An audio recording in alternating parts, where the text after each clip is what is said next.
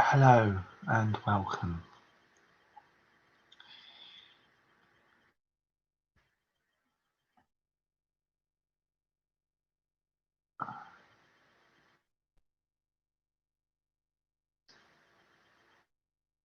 I don't know if you would consider this to be political or not. I guess everything that we do has some sort of political element to them. Um,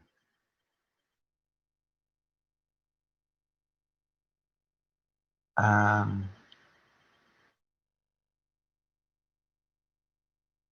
but I have been with mental health services for the best part of 10 years.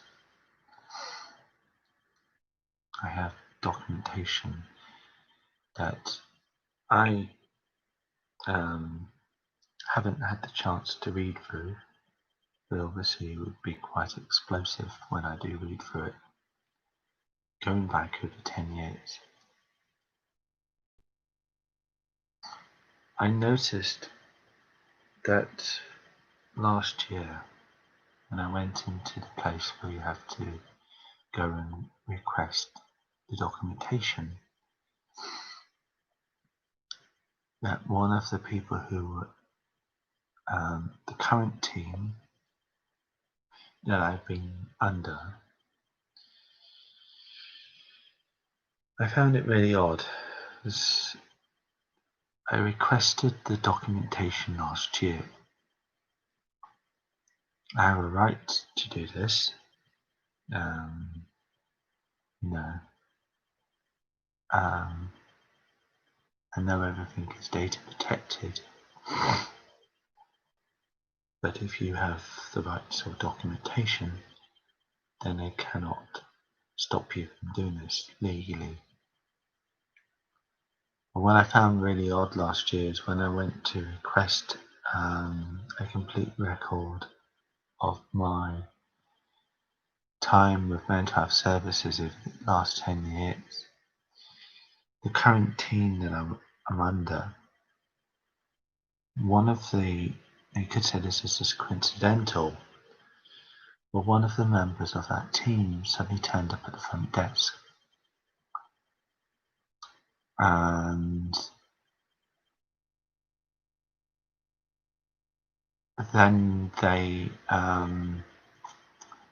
now they could have just turned up by coincidence and perhaps there was nothing to it.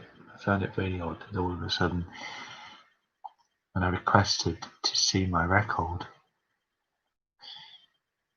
one of the current members of that team, of the current team, which I've been with since 2018,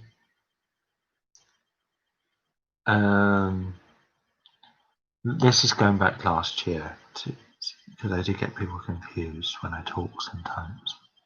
But when I went into the building last year and I asked for a complete record of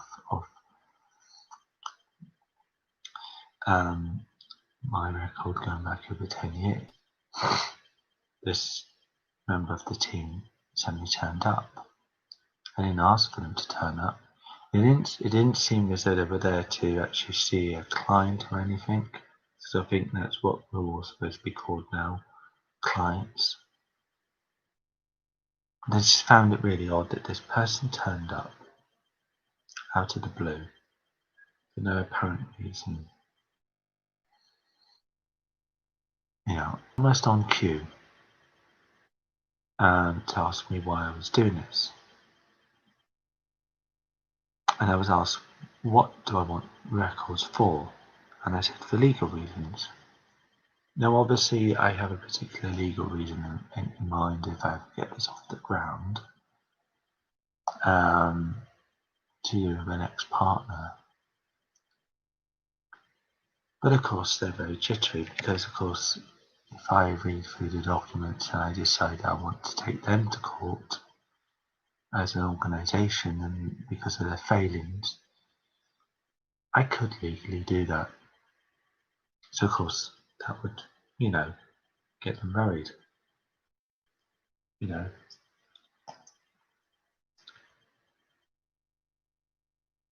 I don't have documentation from 2018 going up until 2020,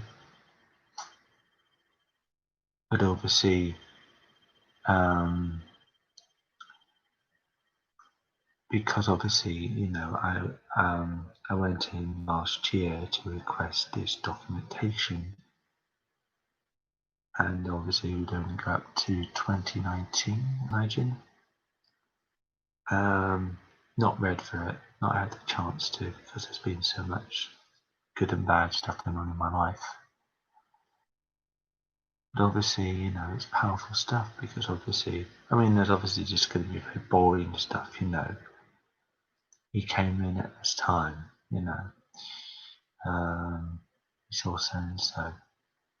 But obviously, there could be some quite powerful things in there about my treatment, about how I've been treated over the last decade. And it probably show you some of the failings. I already know the failings.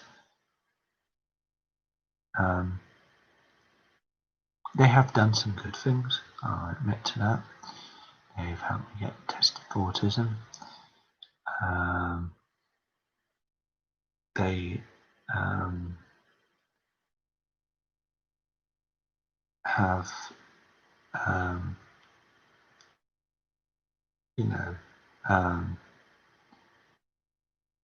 won't say it's all been bad. There has been some good parts, but there have also been bad parts as well.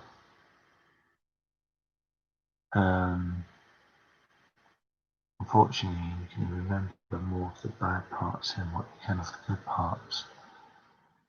And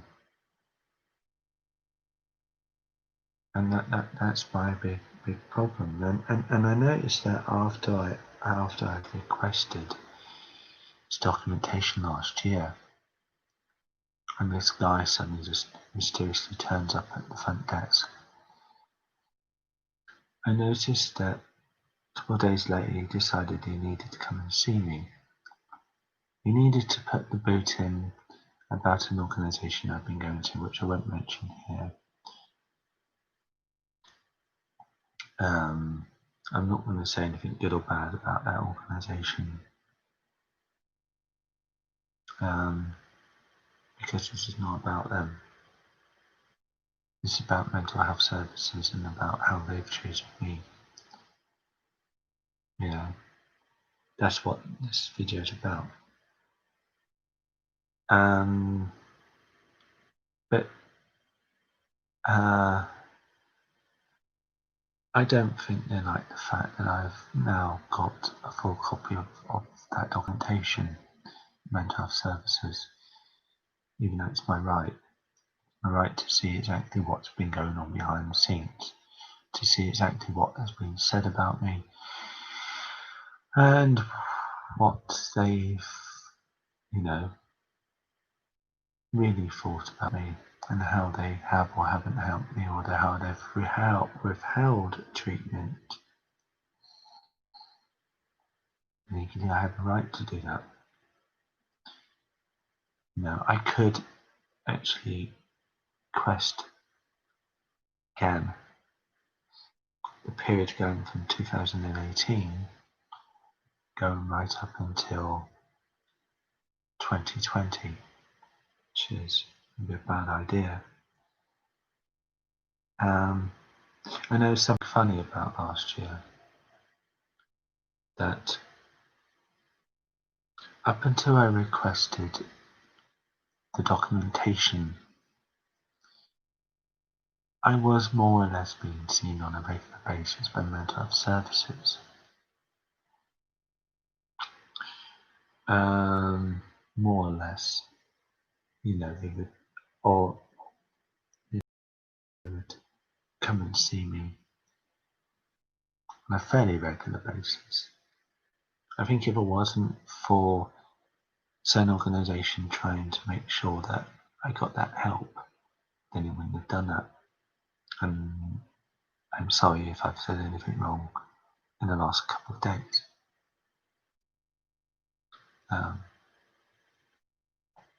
But I noticed that when I requested that documentation, now you can say I'm being paranoid and it's all inside my head. But the problem with paranoia is that paranoia is based on something.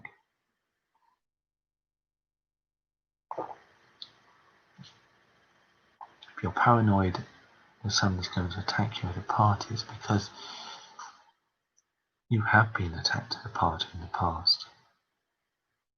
Your brain sends out a warning signal to warn you that, look, you're putting yourself in the same sort of risk again.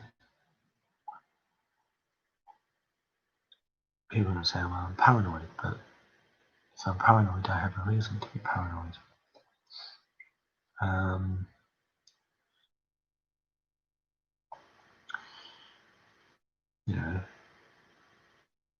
Paranoia can be based on something.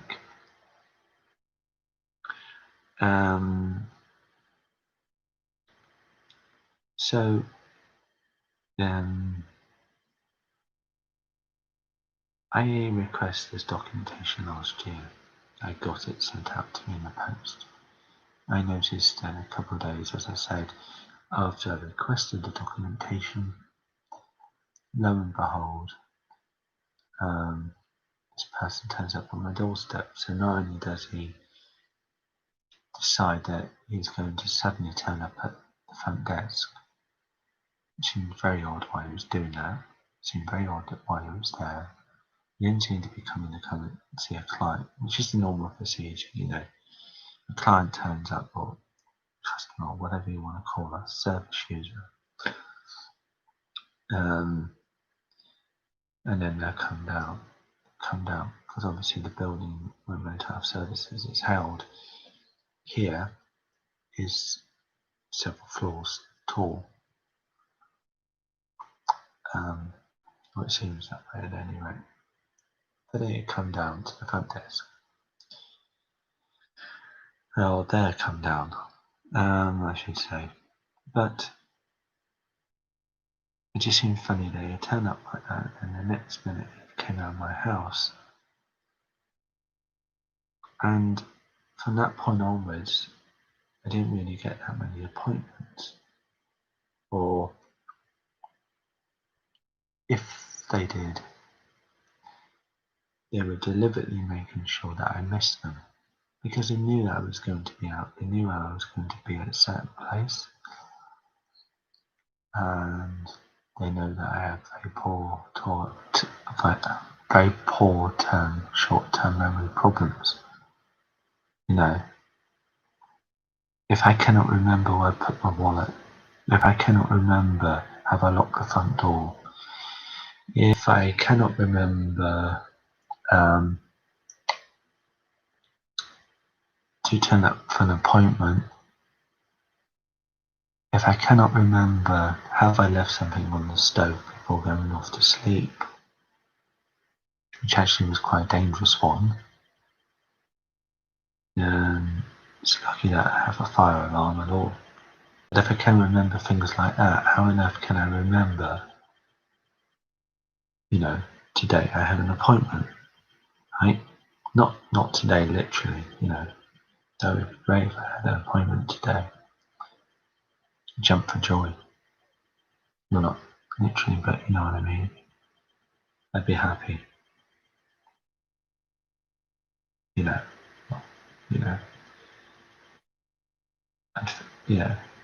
But they know that I have got poor short-term memory problems because I have always made them clear of this fact.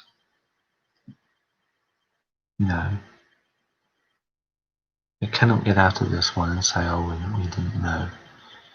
And of course, then, therefore, if they say, well, missed several appointments, then that's why we're no longer working with you. Right? But as I've made them aware of what would be classified as a disability, then that means that they've acted in a way which is not acceptable, because you have to you have, as an organisation like that, I could take them to court over that, because they have then discriminated against me on the grounds of not helping me and not adjusting anything towards me. In the same way that they have to make their buildings wheelchair accessible. If I was deaf or blind, they would have to help me out in those ways.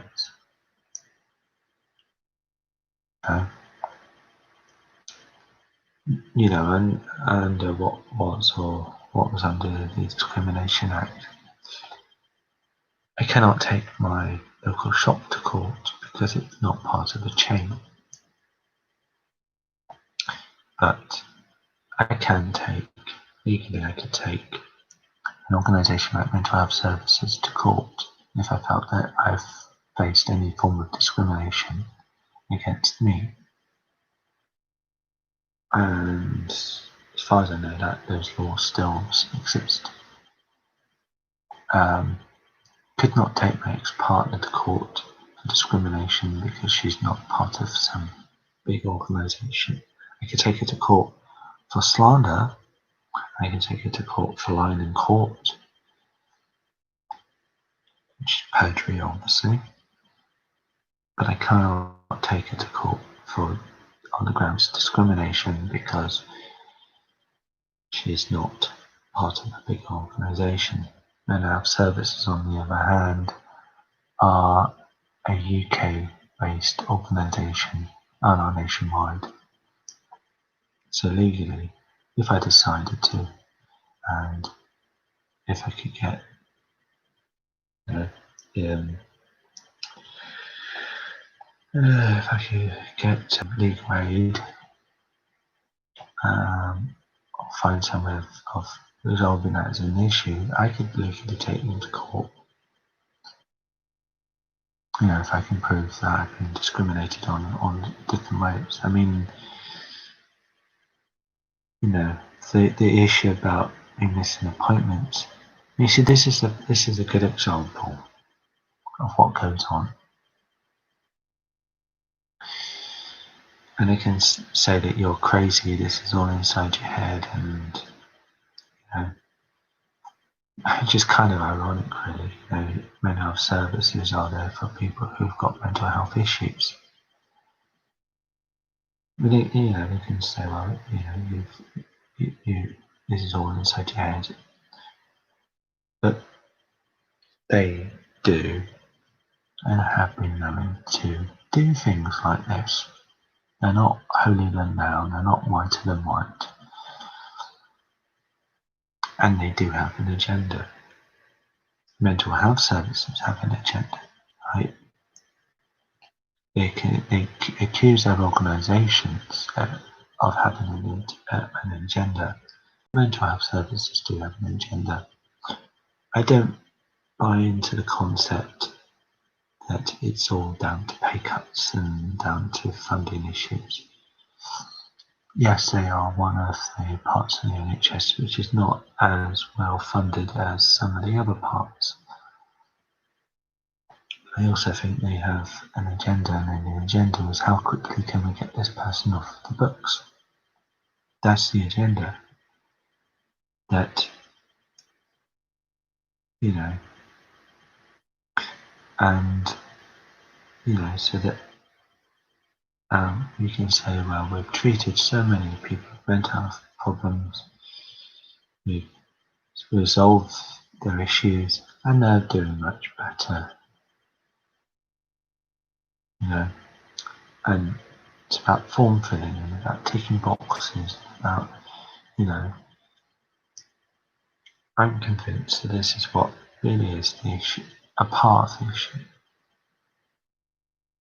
So if they can make you out to look the bad guy and or bad girl, if you're female, and that you haven't been turning up to appointments, or you've been missing appointments, or you've not engaged with them, which is the classic one that they go on about. If they can make out that, then it gives them leverage to try and get you off the books.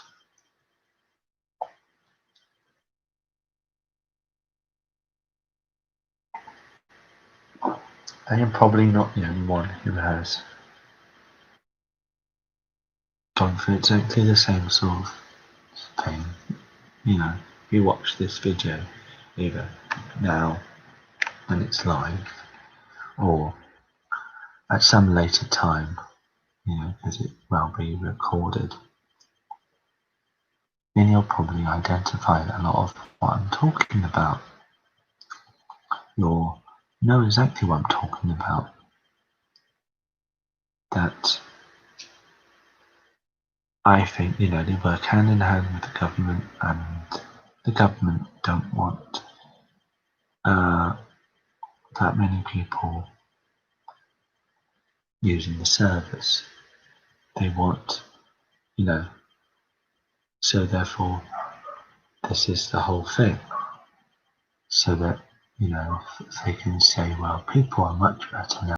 People are, you know, everybody's healthy and well, then why do you need to be claiming benefits? Why do you need any services at all?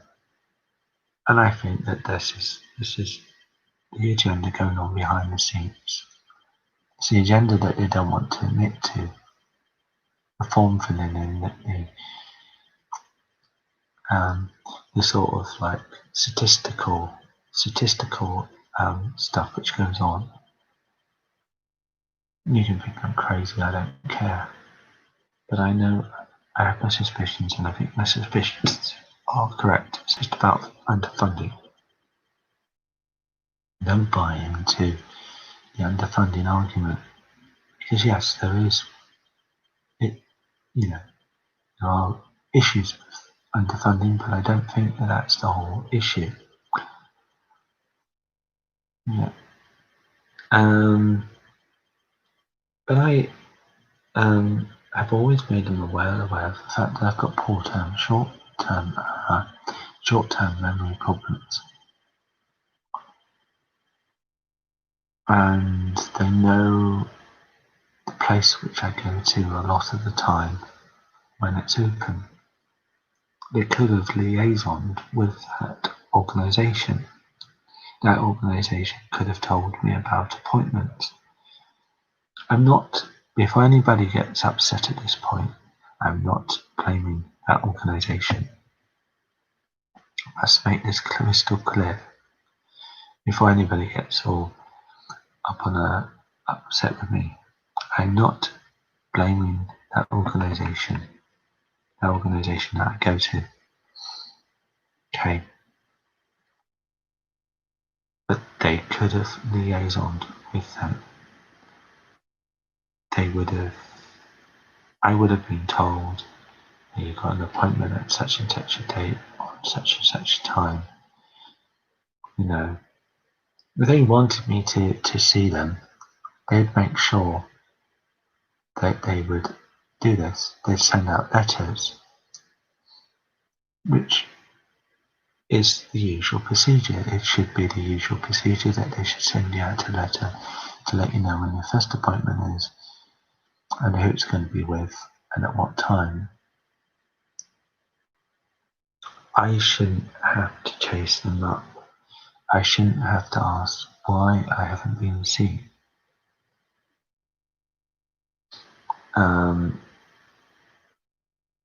But I noticed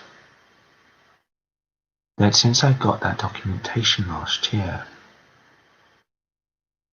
and I admit this one, that the amount of times that I was actually seen by them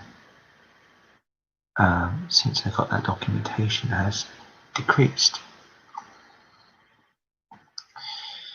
And what I felt being out I've come back and found a card in the door when they've come to visit me. Now they could have found other ways. If you tell somebody that you're blind, you don't expect them to send you out a letter which is not in Braille format.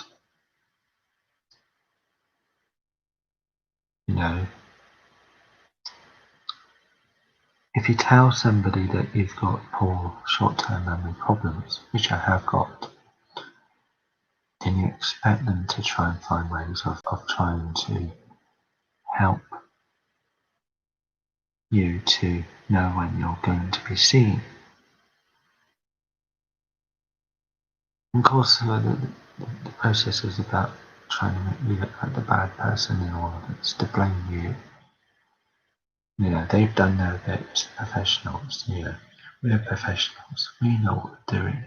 We don't act in unprofessional ways. We don't have meetings behind your back. We're open and we're honest. And actually, this person from Mental Health Services who had to come and see me a couple of days after I'd requested my complete records going from 2010 to 2019. One of the things that he tried to say off record wasn't just the fact that the place I go to has an agenda. We don't want to have meetings there because they have an agenda, right? It's not just that.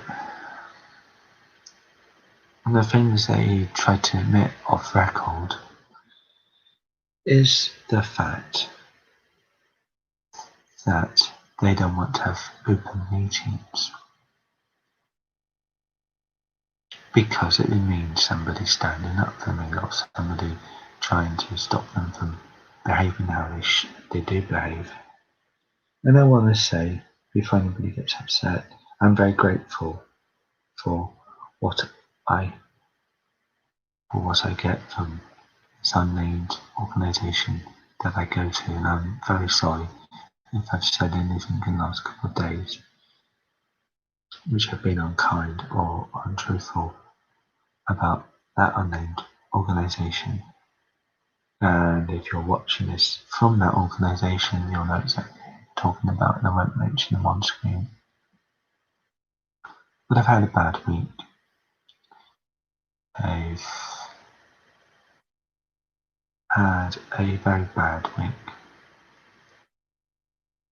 And I've been discharged from community mental health. I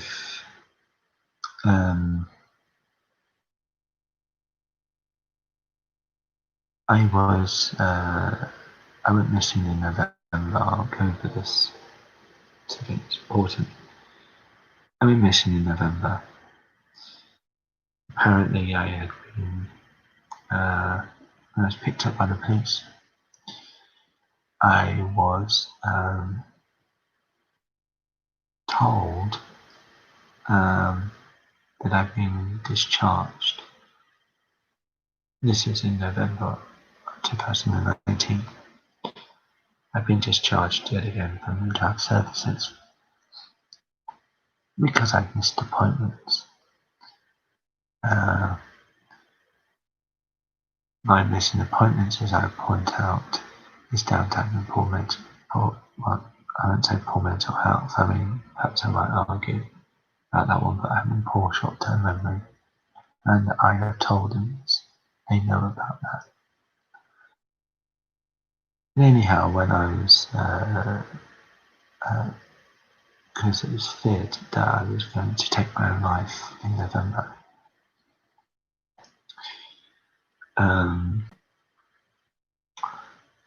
And when I was taken to Pinderfields Hospital, I was discharged. I wasn't sectioned under the Mental Health Act, but I have come close over 10 years on 3 occasions when I've come close to being admitted into a hospital.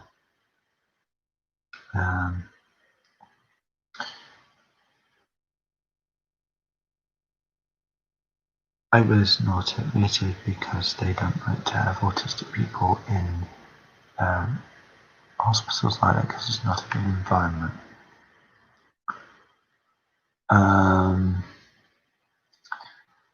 And one of the things which 3 doctors who at the time saw me back in November at Pinderfield's suite that they have in all of these hospitals, one of the things that they recommended is not only would I be referred to community mental health, but also that a drug which would help to reduce the level of anxiety that I get would be reduced from being up there to down here. I noticed that a couple of days after I had been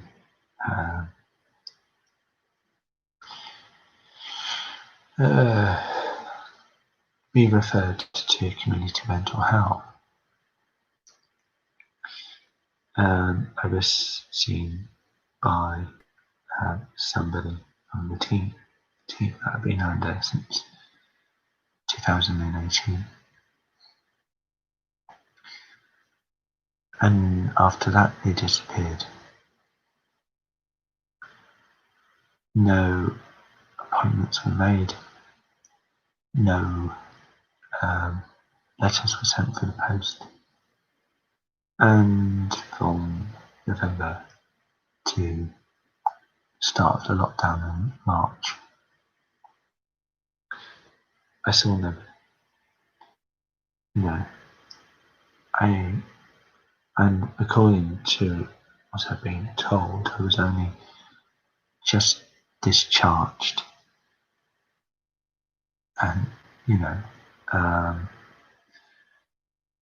this month, July,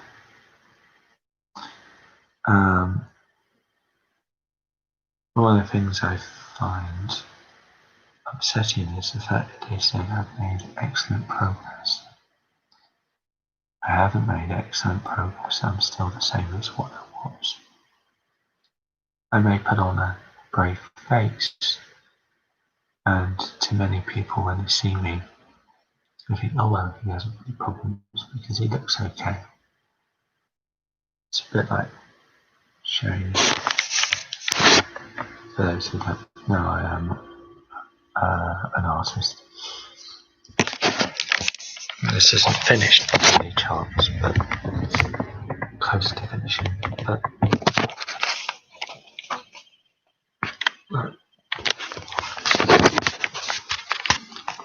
that piece over there, that piece is dealing with precisely this issue. I won't give it away, and hopefully I'll get around to finishing it quite soon.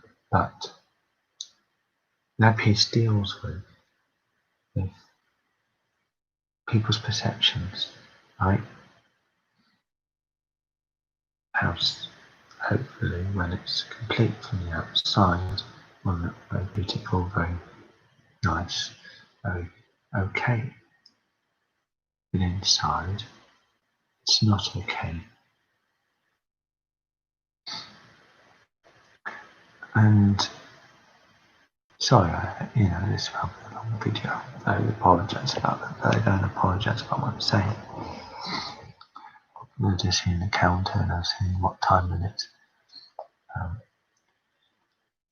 But Robin Williams, the late great Robin Williams,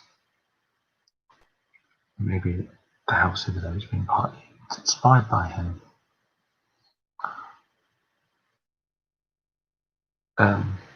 I grew up watching the late great Robin Williams on television and in films.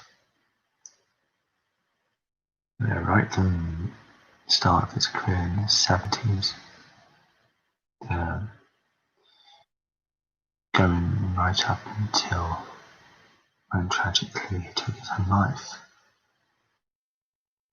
We are talking about TV shows, films, perhaps even appearing on Broadway. I don't know about that last one, but no doubt, we have actors and actresses who appear in pantomime in this country on stage and do appear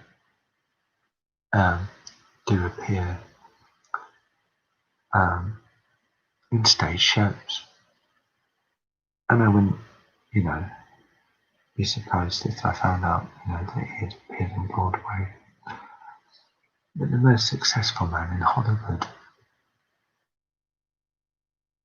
the funny man, the man who was always laughing and smiling and always looked very happy most of the time.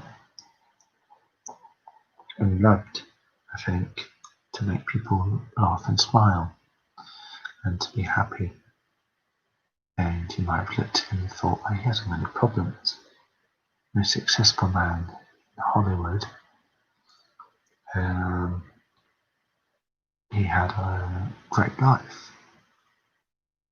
Money in the bank.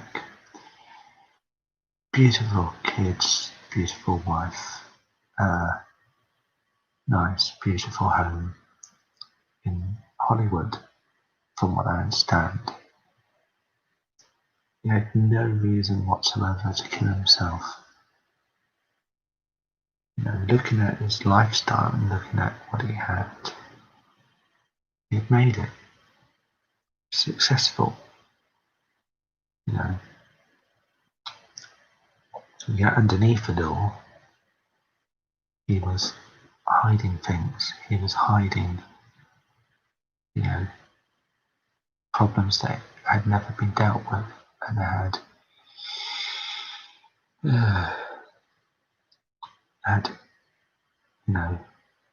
say put on a mask, you put on I know all about putting on a mask. I've done it, not just from an autistic point of view. But I put on a mask. I know all about that. People watching me right now might think I'm okay because I seem okay. I'm not in a distressed state of mind at the moment. My brain has returned to its normal rhythm. How long it stays like this is anybody's business. I could get a letter for the post today, which could be upsetting, and that could set me off again, which is what you call a trigger.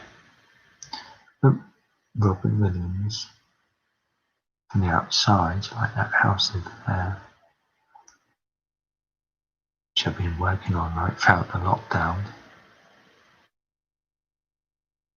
did not look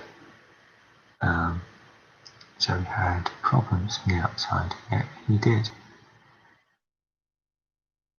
And perhaps the reason why I made that house about mental health, it's because I want to draw, that attention that just because something looks okay doesn't mean that it is okay. Maybe one of the most famous examples of somebody who looked okay but wasn't okay and sadly ended it all. The perception I find is that if you're in a distressed state of mind, then you're going to end it. Whereas there are people who might well be in a distressed state of mind who might well end it.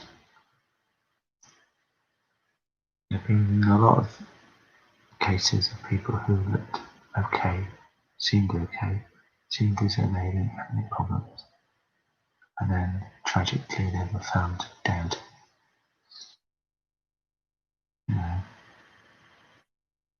we live in a society that expects us to say that we're okay when we're not okay. You know, I go to my shop. I ask the shopkeeper, "How are you today?" Shopkeeper's response is, "I'm okay." 9 times out of 10, that's the response that you'll get.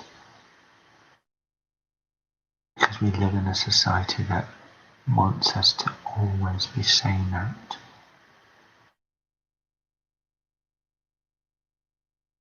To put on a mask, to not deal with subject matters, to hide behind that facade. And I think mental health services play up on that one. I'm convinced of it. You don't sort of delve a little deeper and sort of try and make sure that you're safe and you're okay. You know,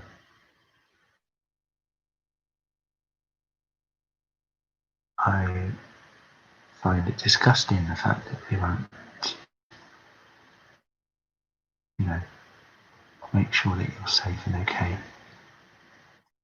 It's almost as though they're expecting you to take your own life. And whereas they won't give you money to do that, you know, you have to find your own ways. You know, it's almost as though that's what they're expecting. It's not a very nice thing to say, and it's not a good thing to say, but I do feel that's it. So then it's one less person on the books, one less person is going to be coming through those doors, who's going to be bothering us, looking for help. You know,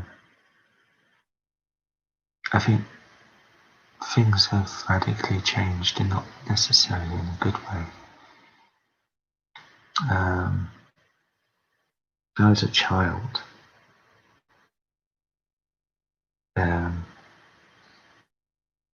I saw a psychologist. I remember this quite well. I actually have fond memories of seeing my psychologist as a child. Because he was into art. He was into Salvador Dali. And I remember talking about Salvador Dali to him, and I can even remember his name as well. It's good. I remember his name as a child.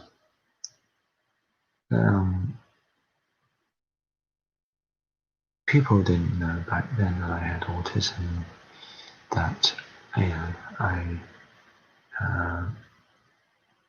my mother at the time was with me. I was having classic meltdowns. Police would be called.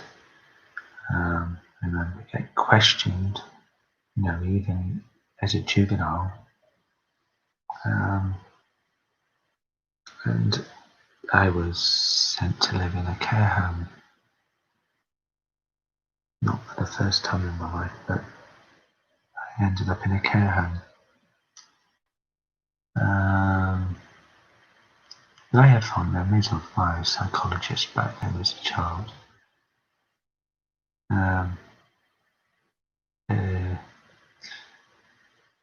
He'd get me to draw and he'd ask, talk about my state of mind and everything, and we talk about art. And it's actually, quite a nice experience really in some respects.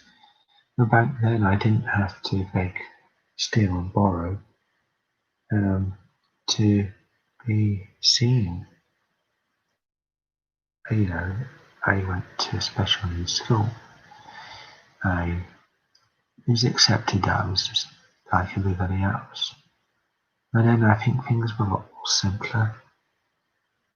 There's been too much of the splitting up of disability. I notice this. It's like back then, yeah, they made mistakes. They were imperfect. They didn't catch on to the fact that I might have had autism. They didn't want to admit that I had dyslexia, despite the fact that when I was finally tested for dyslexia, I am severely dyslexic. And I'm still severely dyslexic. Sorry, I am not cured of my dyslexia, despite what I like to think that I've overcome it. I haven't overcome it. I haven't overcome autism. But back then, when I was a child, things were a lot more simpler. Disability was yes, there were different types of disabled people, different types of disabled children. But there wasn't this splitting up. Now there's this splitting up. So like, you have learning difficulties over here, you have physical disabled. Autism is not, they're never quite sure where to put it. And this is, at one stage Down syndrome was considered a learning difficulty. Now it's being classified as something else. This is the problem we have in our society. We like to put people into boxes. We like to classify people by putting them into a box. I look at a form, and when it comes to ethnicity, it's like you have to tick a box. You have to fit in with what we say within society you are. You might not feel that you're, white British, but you have to tick that box if you were born in this country, because we can't get our heads around the concept that you might be. You have to be put into a box, and this is the problem which we have in our society today. One of the biggest problems I have is that we put people into boxes. Mental health services, I can be judged against somebody who's much more severely autistic than me, who's much more up the system than me. That's a box. That's about you saying, well, his problems are not as bad as somebody else's because he's high functioning, and they're not.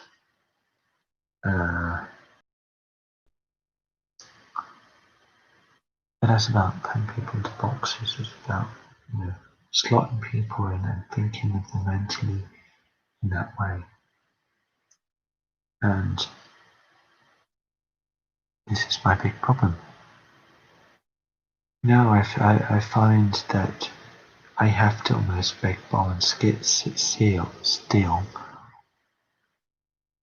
in order to get psychiatric help, to get talking therapy, to get IAPS, to get seen by a psychologist.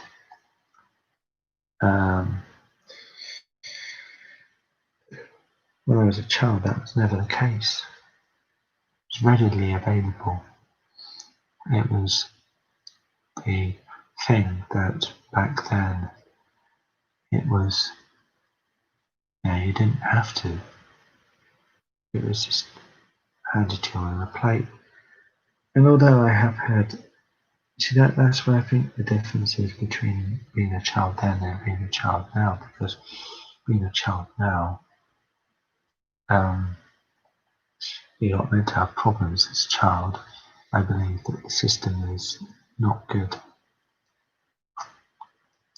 Whereas back then when I was a child, it wasn't perfect. It's never been perfect.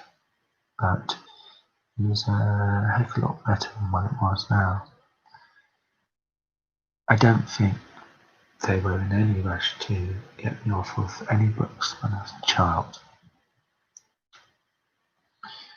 Social services were never in a hurry to get rid of them. In fact, I think they would have liked to have just hung on to me as a child. They didn't have to worry about any of those sorts of things. Now, I have to almost beg on my knees in order to get help. I shouldn't have to beg on my knees. I shouldn't have to be pigeonholed into a box. I shouldn't have to be made to feel that unless I'm a danger to myself or to the public, that I'm not worthy of getting help. I shouldn't have to fit in with their perception of mental health. Their perception of mental health is very poor. Unless you're constantly in a state,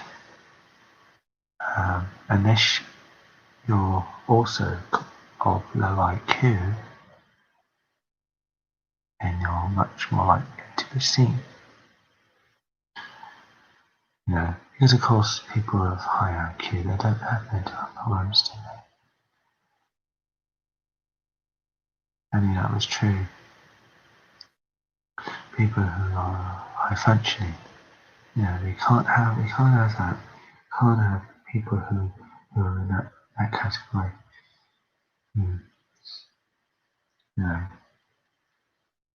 Being seen by our services, because these are only for people, mental health is linked in with, isn't it, I can imagine them, psychologically thinking in this way, that, oh well, it's linked in with like low IQ, it's linked in with poverty, it's linked in with being stupid. The fact that some of the brightest minds have ever lived have had mental health problems doesn't seem to get across to them. I almost think that mental health services are stuck in the Victorian era in some respects these days. Because it's a bit like in the Victorian era. They had a failed science called phonology. Look it up.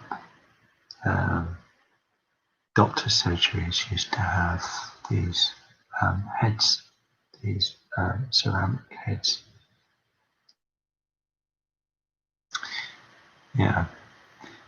Phonology was, back in Victorian times, was considered a real science. It's now pseudoscience. Thank goodness it's considered a pseudoscience.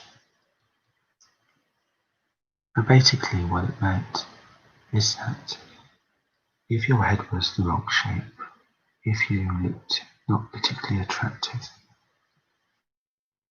if you're, the lumps, the bumps on your head indicated whether you were a serial killer, indicated whether you were crazy, so a shoplifter would look in a particular way, they would have an odd-shaped head, or, it's a sort of pseudoscience. It was rubbish, absolute utter rubbish,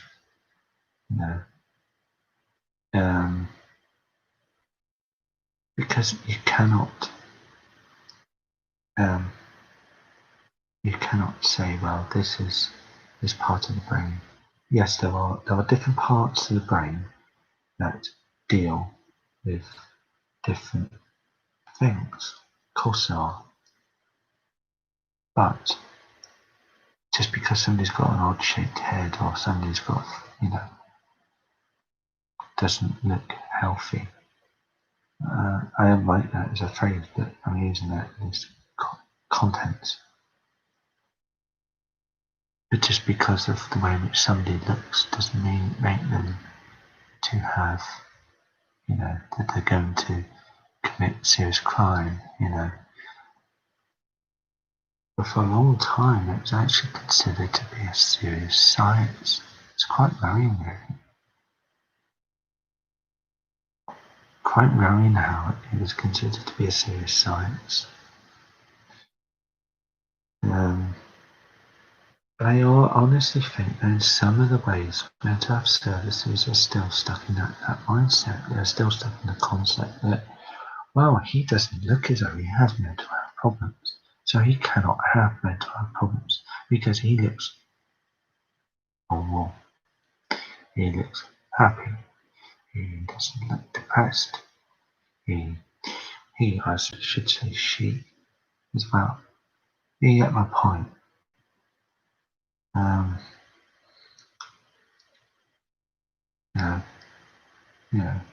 He seems perfectly okay, or she seems perfectly okay. They're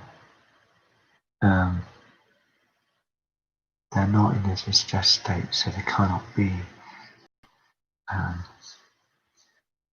suffering with loads of problems. It is that mindset, and it's like it doesn't work. For every person that is in a distressed state and is constantly in a distressed state, there are many people with mental health problems that don't look, the phrase, don't look mental. They don't. Sorry, I forgot my scary mask today. The turn up at mental health services. Sorry, I forgot to wear my scary Halloween mask today, or I forgot to come in with my submachine gun. Oh well, you should have had those because we're not going to treat you. It's like,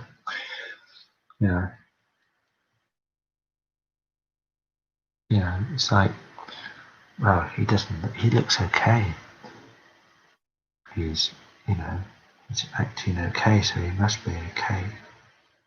And as I found out last week, even when you do go in and have a meltdown, they write you a letter. This is something I find disgusting. They write you a letter and say that if you have a meltdown again, they didn't use those words because they didn't want to acknowledge that I've got autism, despite the fact that they know that I've got autism. But they basically said that your behaviour is not acceptable. So even when you do go in showing signs of real distress, saying that you want to kill yourself, this is how they behave towards you. You can't win. You cannot win, because even when you are in a distressed state of mind, they say, well, we don't want to help you. We don't want to see you because you're dangerous to us. You might attack us. And on the other hand, if you come in seeming normal, I hate the word normal, then they still say to you, well, you look perfectly okay. There's nothing wrong with you. Why are you here? Don't use those words, by the way, but that is the scenario. So it's like you're damned if you do and you're damned if you don't. And this is the problem with the service. It's like, yes, people don't deserve to be attacked. Of course they don't. But also, I have a right to feel that a part of my condition is not treated in a disgusting way so that I'm made to feel as I'm a disgusting human being.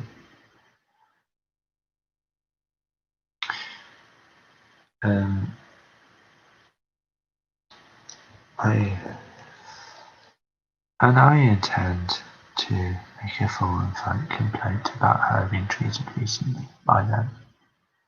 And I intend to get it investigated and to find out why it is that since November, when up until the start of the lockdown, that I was not,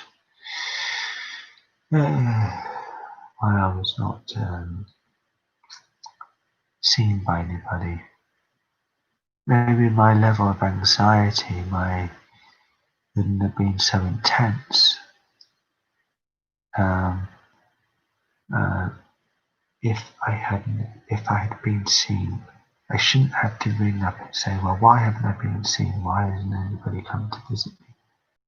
I expect them to do that because that's normal procedure.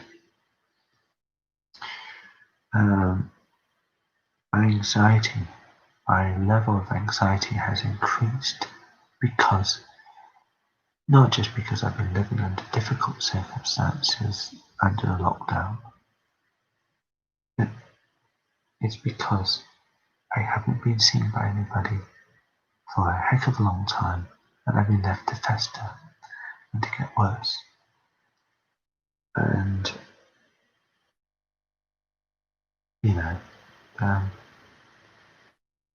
so they are the ones to blame. If I come in having a meltdown, it's because of how they have neglected me. My meltdowns are part of my condition of autism. Not, and I shouldn't be made to feel as I'm some sort of criminal.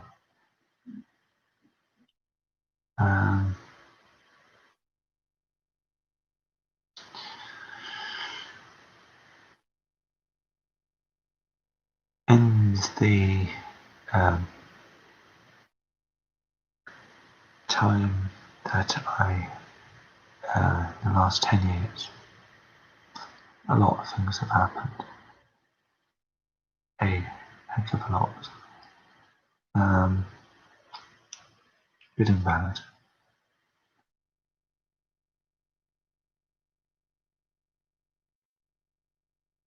I know that they have secret meetings behind your back. I know this because it happened to me. I don't know what's happened from November 2019 up until now. I don't know why I haven't been seen. I find it very suspicious, but I don't know what's happened. But I know that secret meetings do go on. I went to an organisation known as AIM, which is no longer in existence. It used to be called Artists in Mind. It's for people who've got mental health problems. It's emerged into, I should say, I live in West Yorkshire. It's emerged into Hoot was more aimed at the dramatic arts, the musical arts, poetry and creative writing. They've emerged and become one organisation. A good few years ago I went to AIM, and I wanted to stay at AIM. I quite like the studio spaces. I am going to get rid of 2 previous videos. I'm going to make that clear if anybody's watching this, so they won't be deleted.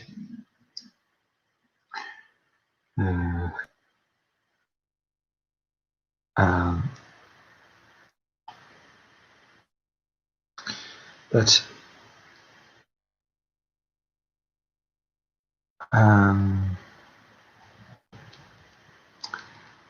anyhow, I remember being at the studios for 6 months because you're given like a 6-month taster, and then if you want to continue, you have to apply for a grant of money. And I had a CPN at the time who had been allocated to me after I'd gone missing yet again, and I've gone missing over a 10-year period. Please have this down on record. I remember being at the AIM Studios, and towards the end of my time, I made it clear I wanted to continue being there. So I liked studio spaces that suited me. I could quite happily be there.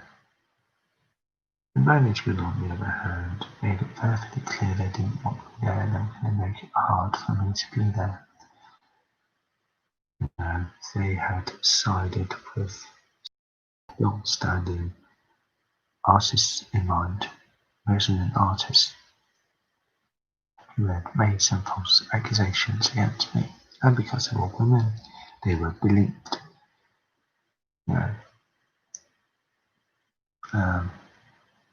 And it was a kangaroo court.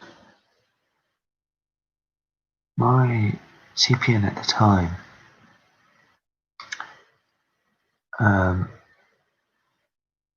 had a meeting to discuss my continued stay at the studio. And he basically didn't say, well, hang on, we can't have this meeting without James being present. No, he decided to go ahead and have this meeting behind my back. Decisions were made without my say-so, and basically although I don't have, until I read through my files, which I have downloaded there, and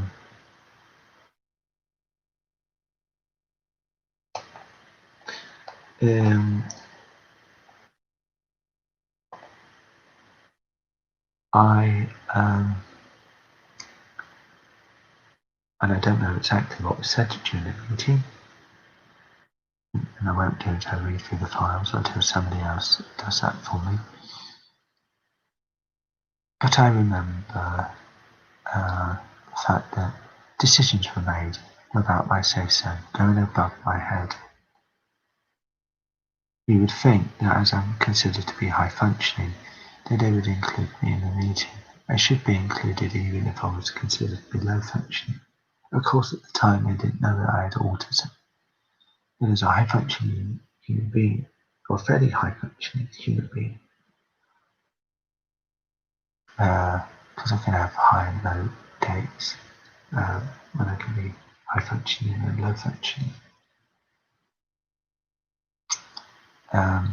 You would think they would make conscious effort to say, well, if he's not there, we can't have this meeting. From some legal point of view, there must be something about how you're making decisions without that person, that key person being there. Even if I wasn't in a fit state, they could, and I'd told my CPN at the time, my very first CPN, that I had poor short-term memory problems. So we could have postponed the meeting. We could have said, look, we can't have this meeting. He's not here.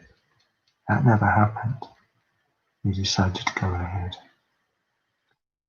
They made decisions about me, which I had no say-so over.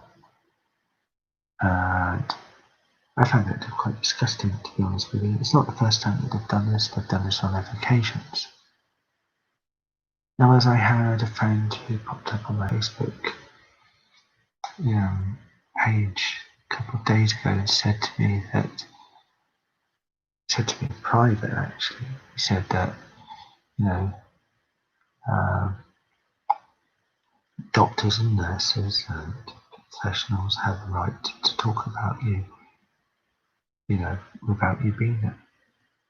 Whereas that's fine for those sorts of people, for a nurse to talk to a doctor, or a psychologist to speak with a CPA.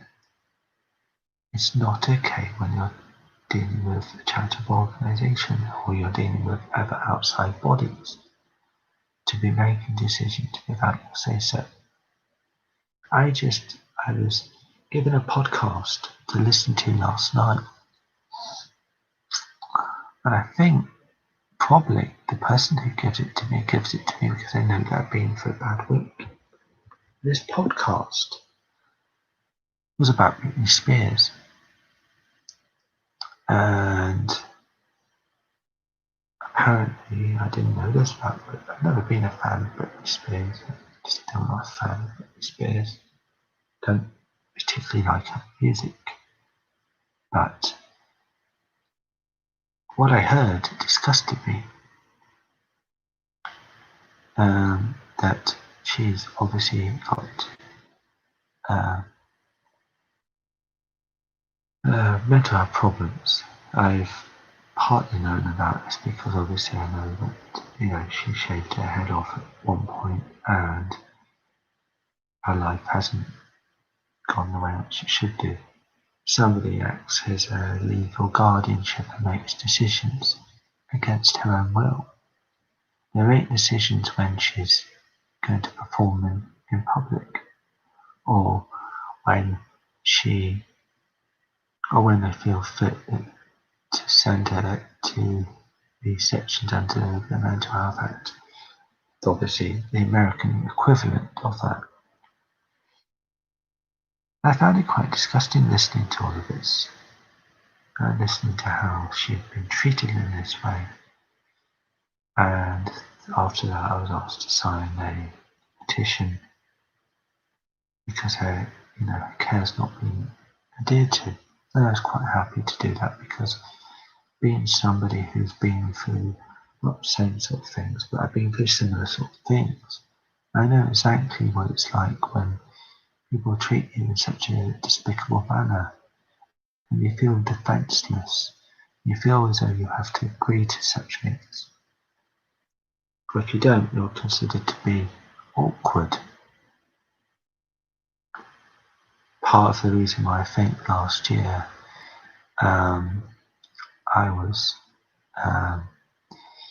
they didn't want to deal with me is because I wanted to have an adult conversation about certain parts, certain things. I was a long time ago, I was prescribed a meds called quetiapine. Quetiapine can be given to a variety of different mental health conditions. For me, it acts like a sedative and helps to block out a lot of the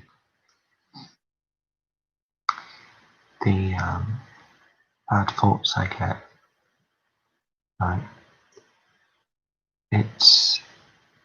But it can be given to a whole range of different mental health conditions. I wanted them to engage with me and have a proper adult conversation about that. They didn't want to do that. What they wanted me to do is to take the drugs and disappear. I no longer be a burden to them. So then they could sign me off and say, well, he's okay, he has no problems. Right? He's taking this wonder drug that will make all of his problems disappear one instance. I wanted them to have a proper conversation. They didn't want to do that. And then I was considered awkward. I was told I was stockpiling the drug. But an expensive drug that it was. And there was certain things they weren't doing. Part of the problem is a misunderstanding that because I'm considered to be high functioning, that I can cope. That doesn't work out. I mean,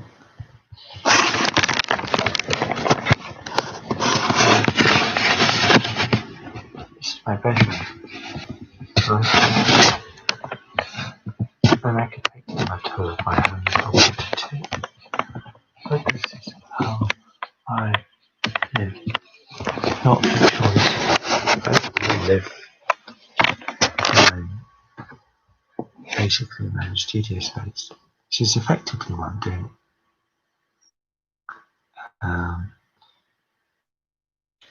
My home goes to show you around the rest of my home. You'll see it's in a similar sort of state. Yeah. I'm considered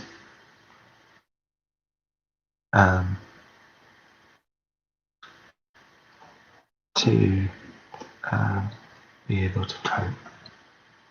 I think that's the attitude. I can cope, right? Because I can have an intelligent conversation with people. Don't know where that leaves Stephen Hawkins, mind you, because Stephen Hawkins was one of the finest minds of our time, and he lived in a wheelchair. He spoke through, very famous for his device that worked off of his eyelids, right? Motions in the eye, and that indicated, what he was saying. It interpreted that his motions in the eyes, or around the eyes. And that's how he communicated through his device. But there's a good example, of somebody who could certainly have an intelligent conversation.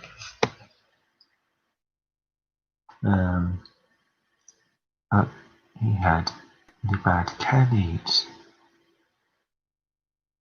This is the problem which I've got. It's like you cannot get your head around this concept that I may have, I may be able to have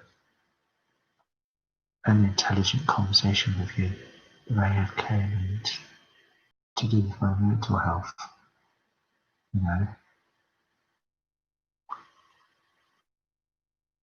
There's a whole boxed in way of thinking. It's like, well, it's that whole way of thinking. I mean, right, so high functioning over here, low functioning over there, and everything else in between. And actually, it doesn't work like that. It does not work like that, either for autism or for any other health condition. We use autism as an example because that's what I've got. That's who I am. It's, very proud of that. But a low-functioning autistic person can build a computer. I know this because I've got a friend who told me this. A high-functioning person can have high-functioning days, but also low-functioning days. You cannot judge. It's never that simple. This is the problem with the whole thing, like trying to put people into boxes. It doesn't work.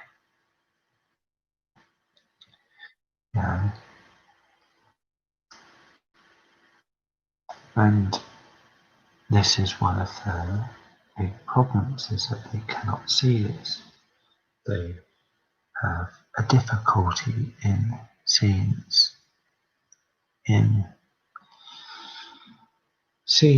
that I may well be classified as being this way, but it's not as simple as all of that. But I wanted them to, and the same can be said for other conditions, that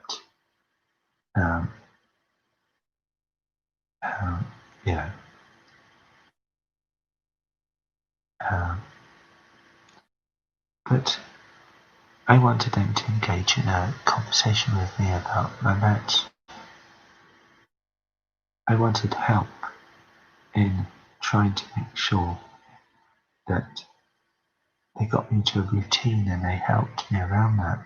They didn't want to do that. It was just, oh well, here's your red stuff. Yeah, you can cope.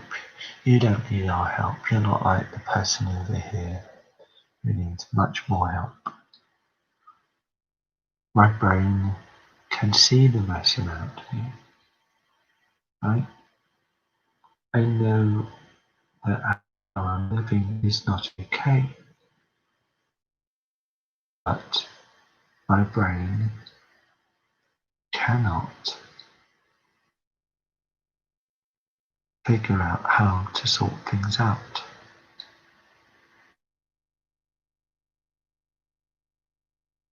It's a bit like the fact that there are some autistic people that are scared of human beings because they see these things with arms and legs, and they don't know what it is because they don't recognize that person in front of them as being actually the shape. They don't recognize it as being a human being. With me, and what is common with certainly people on the high functioning end of the spectrum, so I can see the best. I know that the best. I know that things are not how they should be. But my brain doesn't work out. Can't work out how do I go about this. Yeah. And it's that lackage of understanding that I need help in sorting out things around those. I need help around many different issues. You know, for the record, I'm very good at painting, right? That doesn't mean to say that I am able to shop for myself. It doesn't mean that I'm able to um, look after my home. It doesn't mean that I'm able to make phone calls. You know, there's a whole lot of things that I struggle with. And this is the problem that I have. It's like as though you have to fit into a box, and if you don't fit into that box, you don't behave in the way which we think you should behave. Then you're either, we just don't know, you know.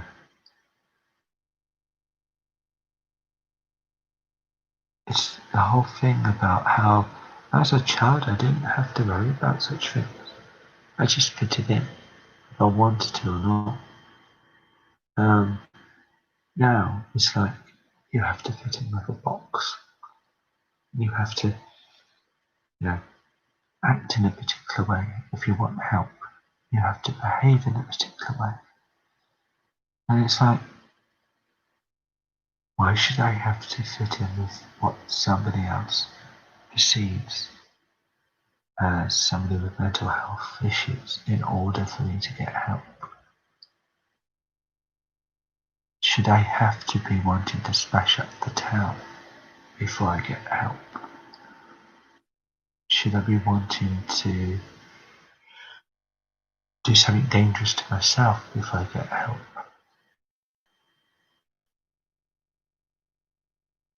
And what I find disgusting is the concept that they're wanting a particular type.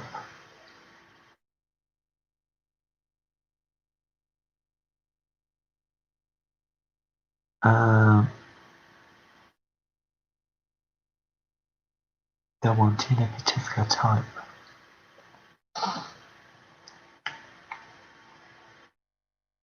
You know, it's a bit like going off tangent now, obviously. But it's a bit like Anonymous from Ulster.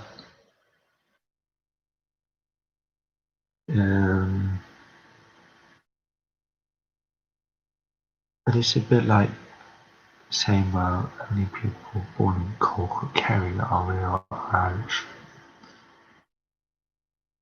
And, despite the fact that the 6 counties of Northern Ireland, you don't consider you to be real Irish because you're not from a particular part of Ireland. My mother is just as Irish as anyone else. My mother was certainly very proud of that fact. Or like the fact that I remember it was quite laughable at the time. I told somebody about the fact that where my mum was from, not my dad was Scottish, but where my mum was from. And it's like, well, you don't sound Irish. You don't sound stupid, but clearly you are. It's like perceptions. It's like for a long time, he had a problem of thinking about myself as being autistic because of the fact that I wasn't brain man. But actually, what I've discovered since I've been tested is that it's a big old spectrum, and people don't have to fit in with a stereotype in order to be accepted as being autistic. The problem I find with mental health services is that they want a stereotype. It's almost as though they have a stereotype in mind, and if you don't fit in with that stereotype, then we won't treat you. You're too normal, you're too average, you're too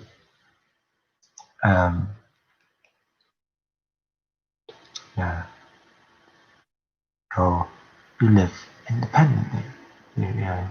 Despite the fact that you're struggling with your home, you live independently, so you can't be treated by us. It's like a stereotype. And if you don't fit in with that stereotype, then you don't get the treatment. And that's how it's come across to me. And to many people I know of who feel exactly the same, that because they don't fit in with that stereotype, then you're not going to get the treatment, or we might treat you for a bit, but then really we want to get rid of you because you're not one of the severe ones.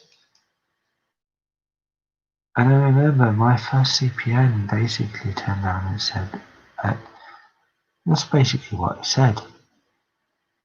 My first CPN I ever had, going back almost 10 years ago, basically tried to say, well, we now need to treat much more severe people.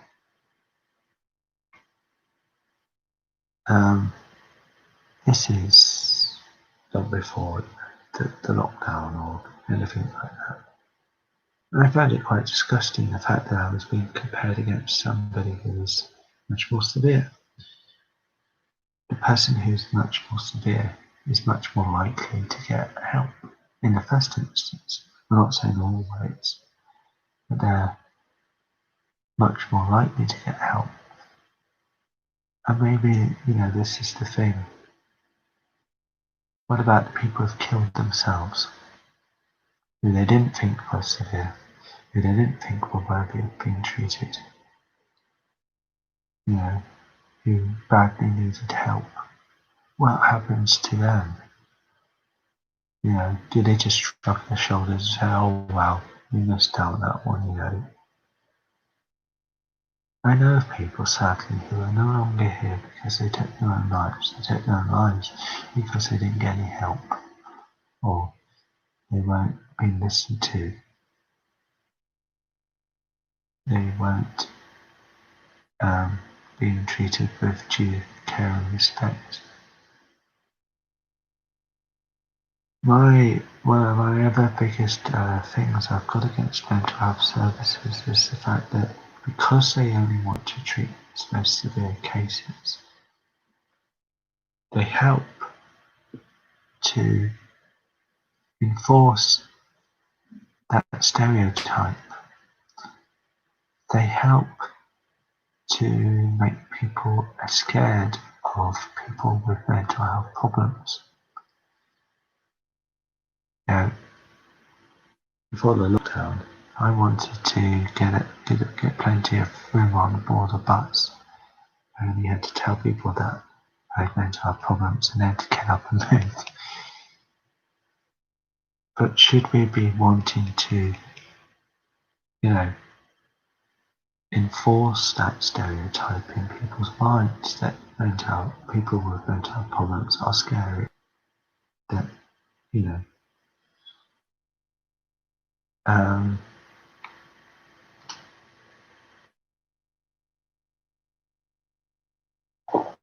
maybe they would help to foster a better view of those people with mental health problems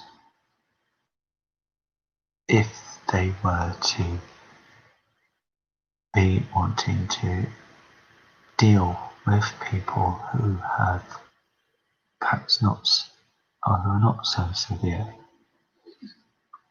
who are not so frightening. They would,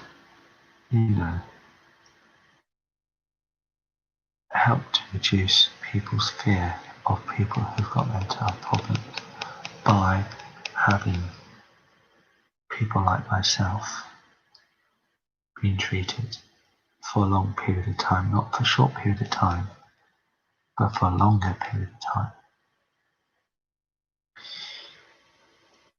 In the 90s, I remember this quite well, which I think is perhaps when the lot started to set in.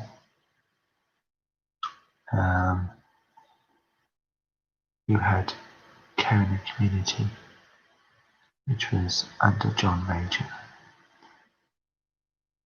And they started to shut down a lot of certain institutions, and people were being seen in the community. And you had these scary stories of people being knifed or attacked by somebody who's got mental health problems. And people were quite scared, and this helped to create that climate of fear that people who have got mental health problems are scary, who are to be avoided at all costs, And newspapers were printing out huge amounts of stories like this, as it was what was selling, and they were quite willing to sort of put scary stories about people who've got mental health problems to make people scared of anyone who's got mental health problems. So that people would read these stories, be frightened, and then end up in worry. And I have to say, I think being with mental health services over the last 10 years, they've helped to make people scared of those that have mental health problems, because they only want to take on the most severe cases. Yes, those severe cases have a right to be seen and to be dealt with. I'm not saying that they don't. I'm not saying that they shouldn't have that right. But so does the person who holds down a job. So does somebody who you think is okay. Why should it be? It shouldn't be like birds in a nest. The ones that make the loudest noise get fed. It shouldn't be like that. It shouldn't be sort of favoritism. whereby, oh well, we really want this person, but we don't want to deal with this person. This person we want to get rid of. It shouldn't be favoritism.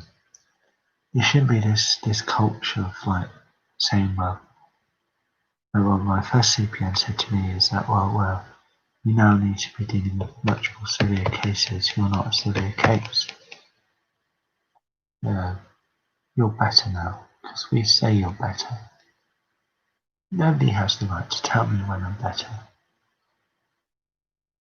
My health is an ongoing thing. I shouldn't have to fit in with a particular stereotype in order to get that help either. I think, the statistics show that something like, not everybody is going to break a leg.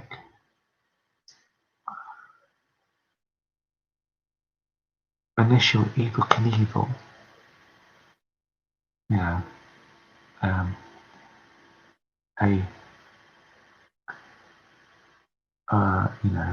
involved in some sort of dangerous sports,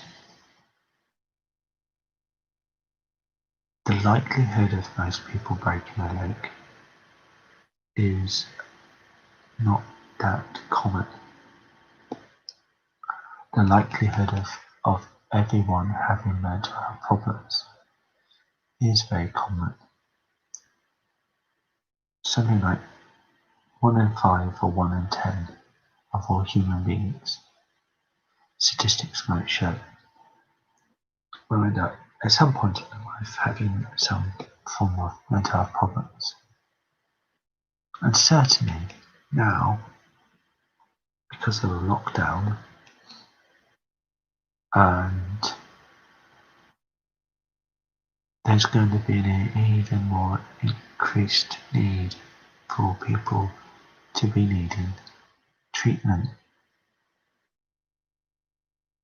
So should we be still having a situation whereby we create a climate of fear around those people who have got mental health problems? Which I feel that situation has been going on since the 90s. That increasingly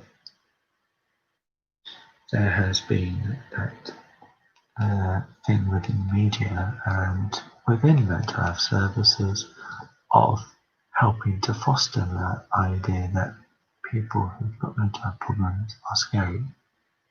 The vast majority of people who've got mental health problems are not scary. They're not dangerous. They're not at risk to anybody, to themselves or to anyone around them. The mental health services have been very good at sort of helping to foster that idea.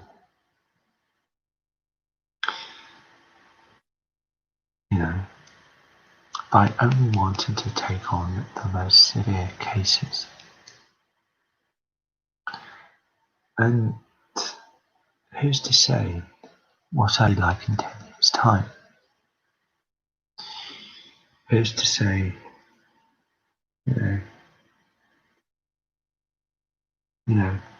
if you don't treat,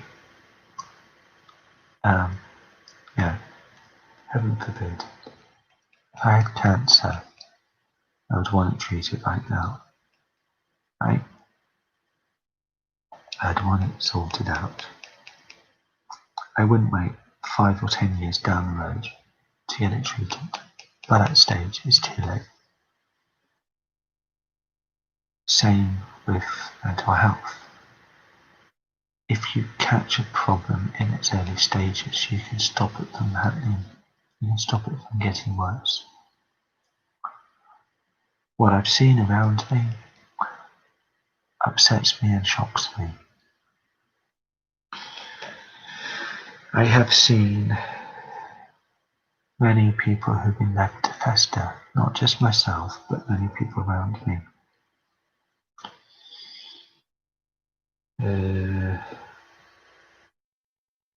They've been left to get increasingly worse.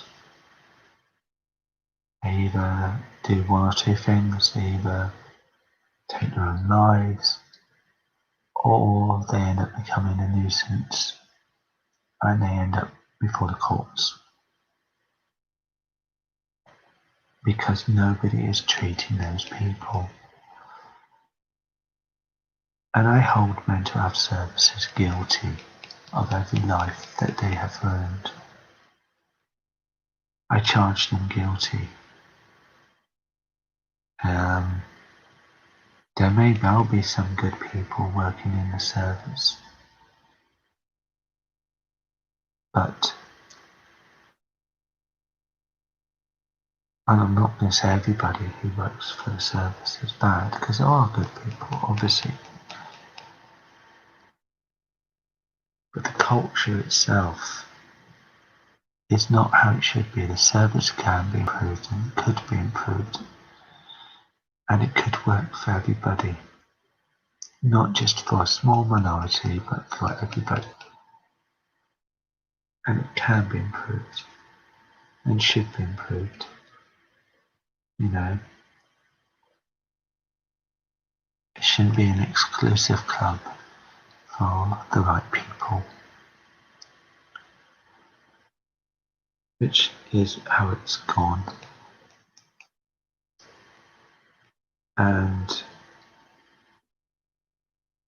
I don't accept that, you know, things have to go on this way. They can get better. They can improve the service. They can make it so that it works for everybody.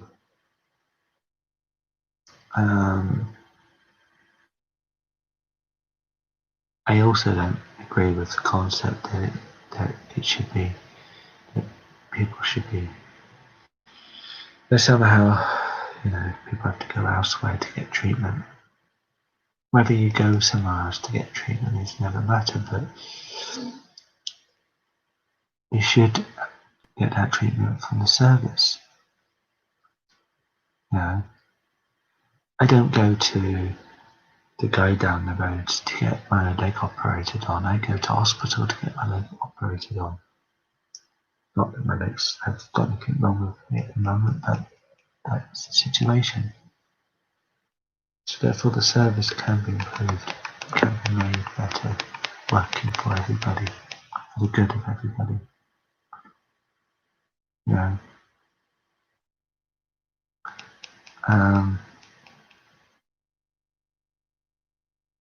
And not just for the most severe cases.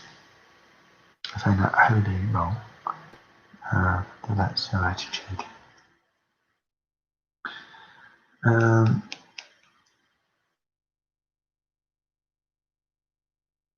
Now, I've not really so far, no, sorry, this is a long video. I've not really talked all that much at this moment about my own. I've talked about a lot of other things. To the sorts of problems I've got. It may ask you the question, why was I signed off? Why do I get signed off? Why do I not get treated? Why do they not give me help when I've told them about my problems? They know what my problems are. You know, they can deny it and say, oh, we didn't know anything about that. You know, but they can't, because it would be on my records. They have to make records. I have autism. You know, I have meltdowns. I have panic attacks. I have depression. I have a mood disorder. I have psychosis, suicidal thoughts, I am a self-harmer.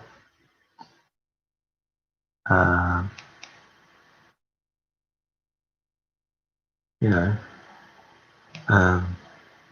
could possibly have dyspraxia. That's not including my physical health.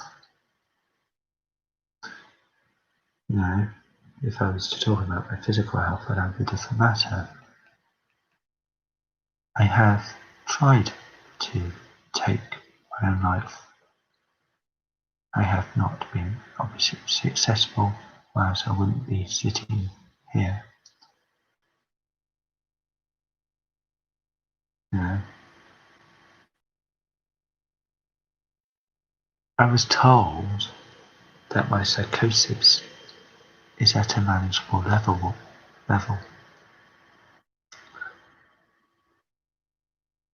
How they know that, I don't know. Do they have a crystal ball? They don't talk to me all that often, even when I have been part of the service. They don't talk to me all that often.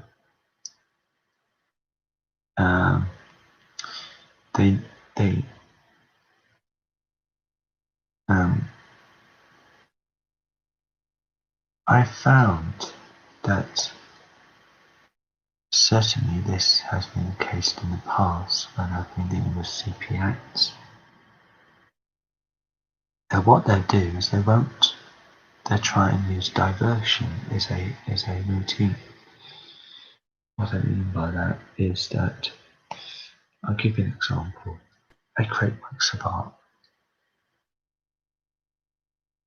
Doing art makes me better, right? All the time that I'm doing art, I'm not thinking about my own problems. Yeah, I'm concentrating on doing art.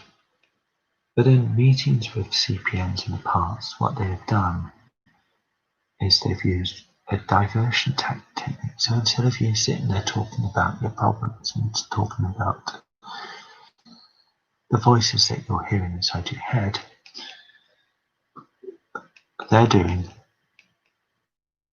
and they've done it with everyone who I've dealt with, is that they've tried to use a technique to try and get you off of that subject matter to a much more nicer subject.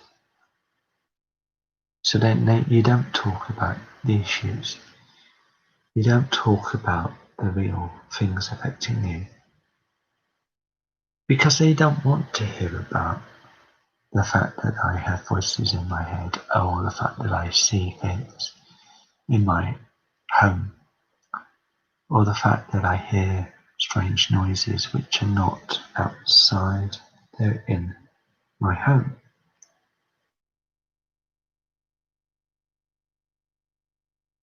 They don't want to hear about my suicidal thoughts. They don't want to hear about the traumatic experiences I've been through.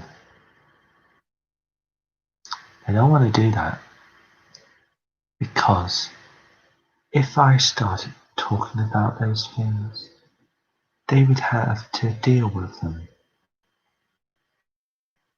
Right?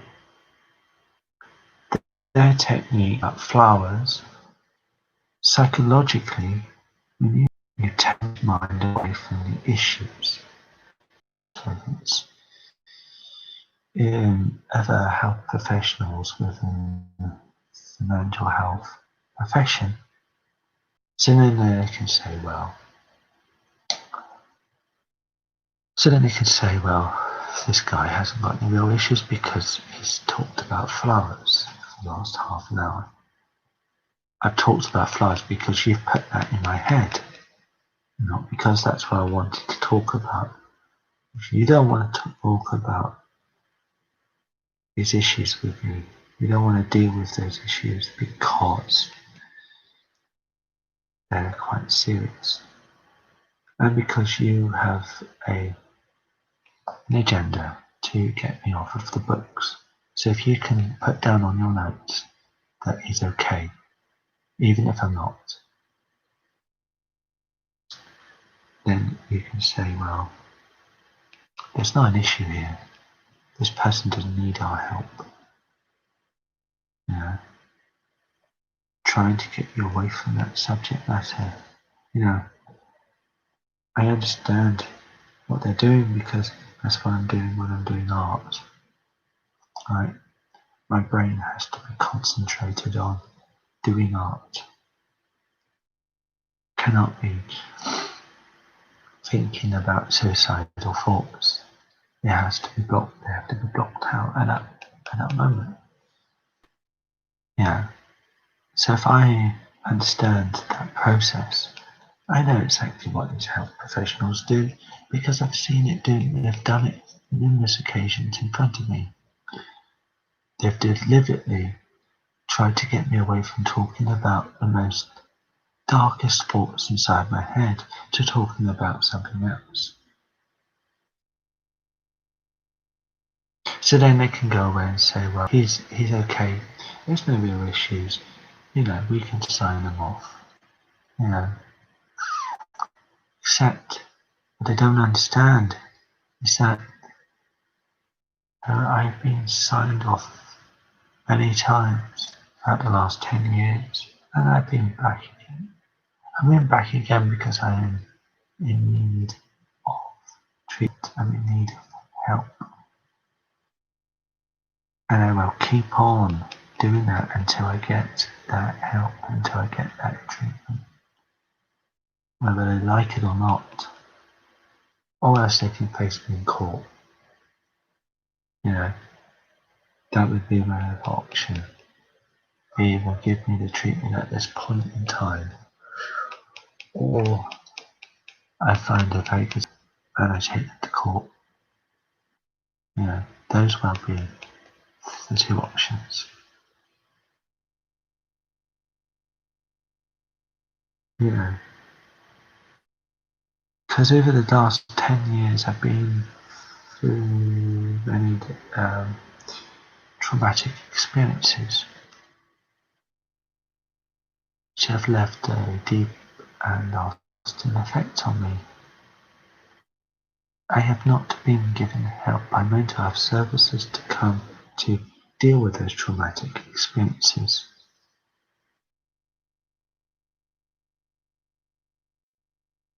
And yet they know that I've had them. They know what I've been through. They know how it's affected me. At the time of me having my first CPN, I was going to a group here locally for people who've got mental health problems. I made friends at that group from 10 years ago. And some of them I'm still friends with, some of them I'm not. They met Christmas, invited me to a party.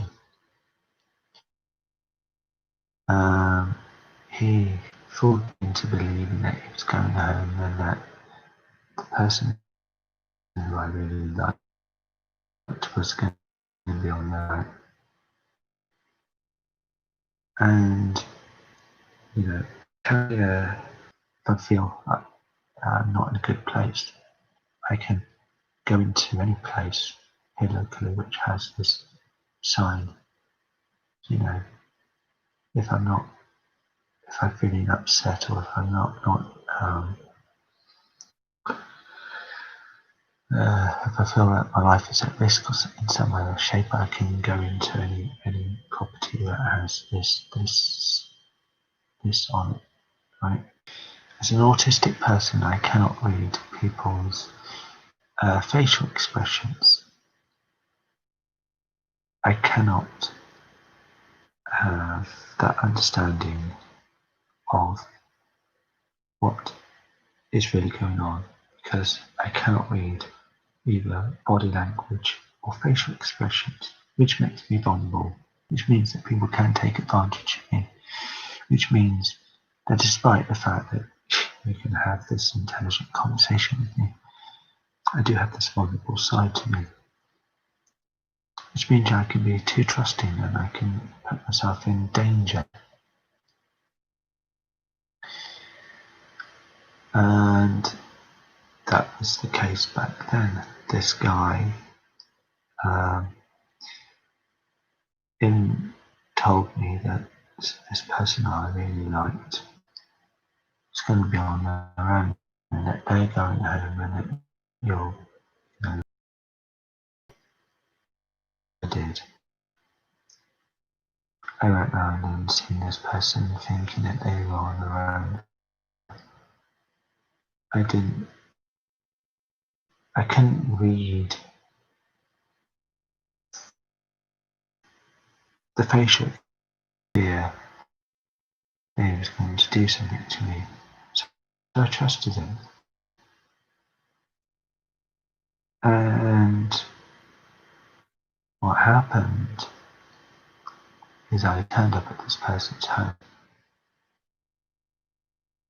And cut a long story short, I had my drink spiked.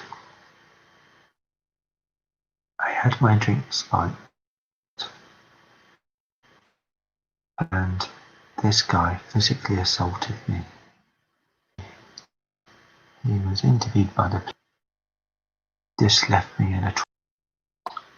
At the time, my CPN signed me off.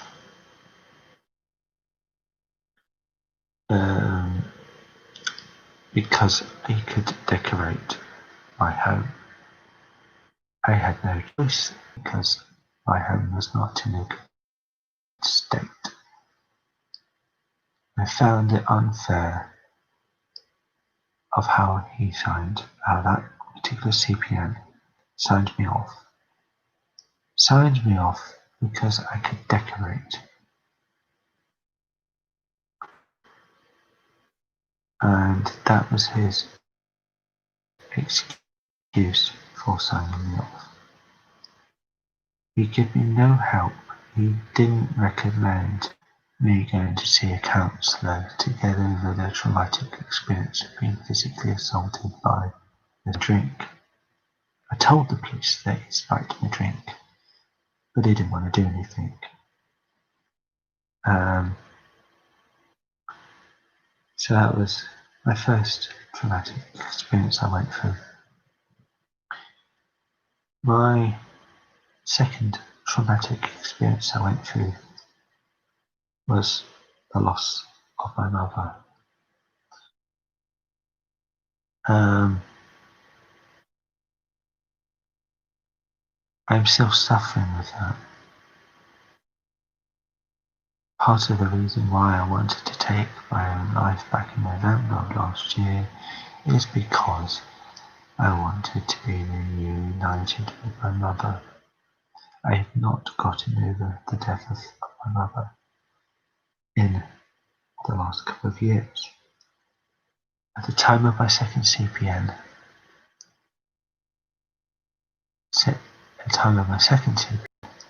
I asked for counselling to get over the death of my mother. My CPN's response was, "Why do you need counselling to get over the death of your mother? As though I have to write some long essay in order to justify that one. I shouldn't have to justify that one to anybody. You know, on offloading what happened, you know, what she meant to me, you know, would help me to be so much better. And yet I'm denied that.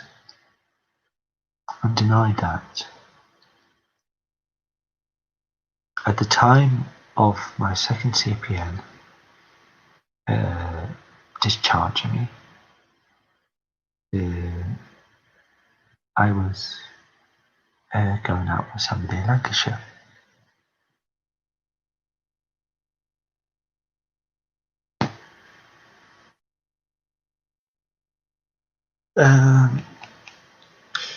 Who I thought was okay, who I thought I didn't see the warning signs that there was anything wrong in this person, that they deeply loved me and that it was going to work out. But I also had fears at the time, and I voiced those fears towards my last CPN. My CPN didn't listen and didn't want to do anything and still signed me off. I briefly moved in with this woman. I had a lot of valuable things which I had gotten from my late mother's home. Things of sentimental value, things of financial value, and they were the last connections I had to my late mother. I didn't see the warning signs of this woman in Lancashire. She's probably done this again, and she'll probably keep on doing this, and she'll have the law on her side because she's a woman. That may not go down that well to some people, but I think the law is sexist. It doesn't treat men and women equally. Probably need a better, much less corrupt system. But I didn't see the warning signs. I didn't see that there was anything wrong with this particular individual. I thought that she loved me and she was going to take care of me and that she cared for me.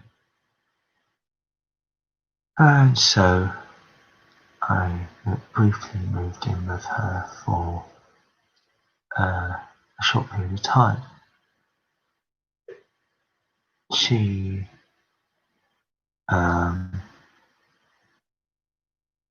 then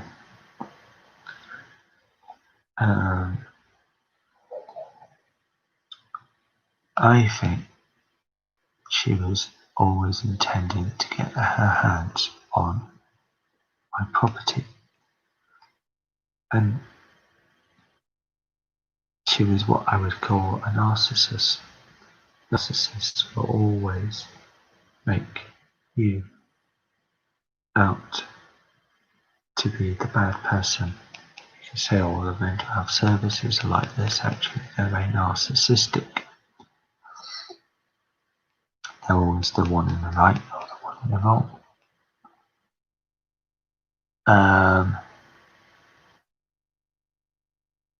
But basically, she got me to move all of that stuff to her home. She then says that she doesn't want me to live with her anymore and that she wants me out of her home. And she would have been quite happy to see me sleeping up on the streets.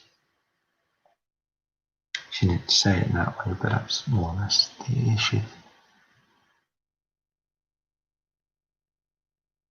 I had harm. I had a meltdown because she was acting in a way which was not acceptable and she was treating me badly.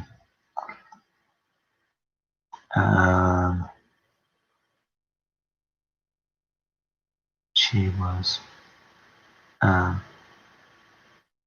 I got into quite a state to and I had a meltdown in her home. And she basically took me to court took me to court for having a meltdown, not for actually physically assaulting her or doing anything of that way. I mean, to put this into context, I went out with her for 9 months. Now, I don't know about you, but I wouldn't go out for anybody for 9 minutes, no, 9 months, if I thought that they were going to be of harm to me. You don't go out with somebody who's of no harm.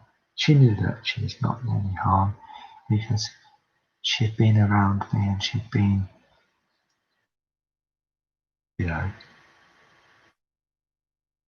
we've had some quite nice times together. And, there was problems, yes. But,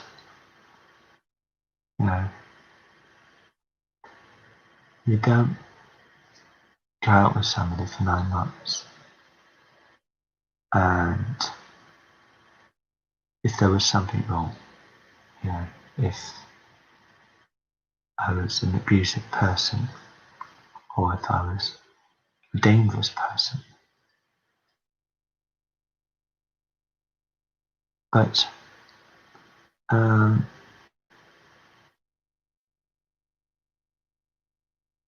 she took me to court to get me removed from the property. The court sided with her. They didn't want to know about my evidence. I sent them evidence. They made it clear that they sided with her. They didn't treat us equally. It was a kangaroo court, which effectively is what the family courts are in this country, a kangaroo court.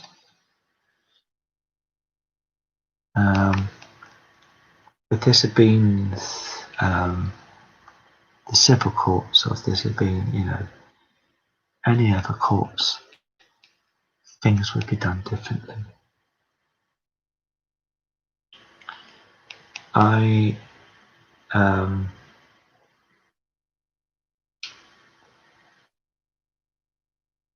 She made up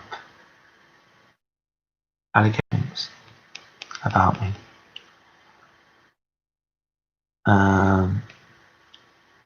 Because you have to, I think, in order to get the kind of order that she had placed on me, you have to have something like 26 reasons. So reason 1 this, reason 2 this, reason 3, 4, 5, She made up falsehoods. She effectively lied in court.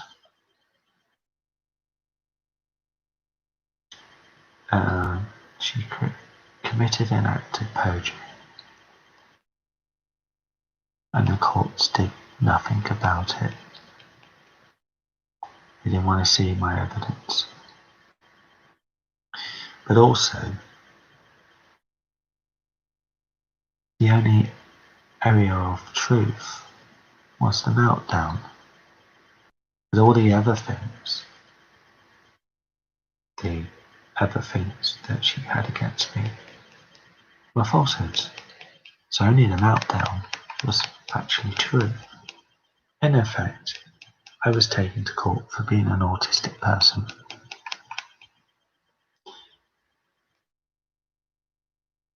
And what does that say about the court system where it behaves in that manner? It says that it's corrupt, in my view.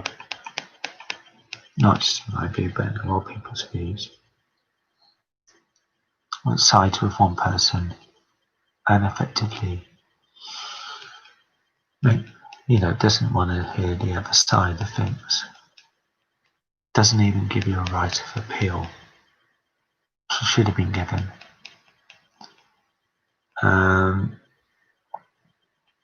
But what happened is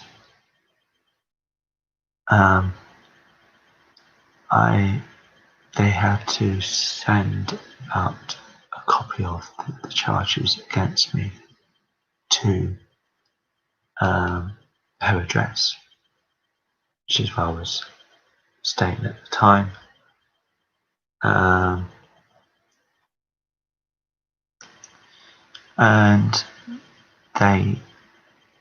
I saw this and I wanted to kill myself. And that's what happened. I was unsuccessful, but I ended up in 2 A&Es at the time of me being taken to court. All of this is on my record. It says I ended up in it tells you which A&Es I ended up in. And it left me traumatized. And I still bear that trauma on top of all of this, of what I've been through, what I've been put through by this individual. And, I'm still suffering, I'm still feeling the pain deep inside on all of these issues. And yet I've not been given the help to get over them. I've not been given the regardless of the fact that, me being able to take an ex-partner back to court and to see justice being done, which would be one thing. The other side of things is that mental health services could have helped me to get over these sorts of traumas, but they don't want to. They don't want to find things which would help me to, I'm always going to have certain problems, right? I'm always going to have autism. I'm always going to have dyslexia. These types of things are always going to be there, but they could so easily help people like myself to get over those traumatic experiences that I've been through. And yet they don't want to. It's not because they don't run out of answers or they don't know what they're doing. Obviously I do think that have problems, but they could quite easily say, well, we'll book you in, we'll get you to see a psychologist, or you could see IAPS, or any of these sorts of things. But I've been denied that. And I've been told how wonderful I've been doing since 2018, when actually I haven't been doing wonderful at all. They lie on the letter of discharge. And this is the service that you're dealing with, a service which lies and is quite happy at lying. If it can justify getting you off its books, if it can make out that you're missing appointments, you're not engaging with us, it will do.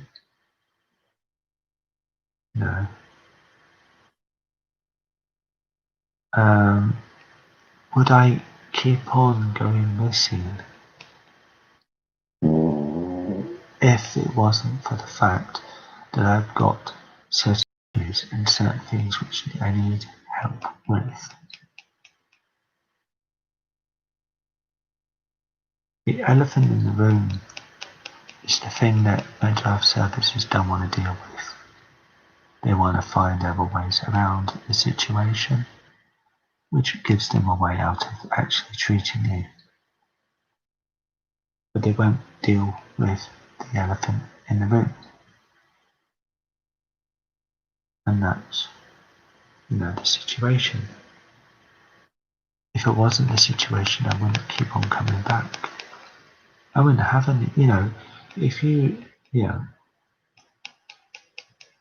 say I fell over today, I broke my leg, I go into hospital. I get treated, I get my leg mended, I leave hospital, and there's very little reason for why I'd want to go back again. You know, once your leg's been fixed, you know, you're back with a fully, apart from having some sort of physiotherapy or whatever, there's very little need for you to go back again. But now I have services have a problem, my body can't see that it's a revolving door. It's always been going to be a case for people wanting to keep on coming back again, not because they want to, but because they have to. Right? But maybe if they helped out, if they dealt with the elephant in the room, then there'd be less of a need to keep on coming back.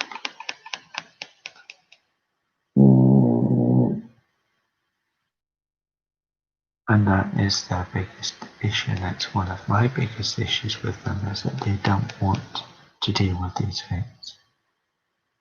I sometimes find myself being scared when I go outside the door, because I think that my attacker, the guy who spiked my drink, is going to be lurking around outside.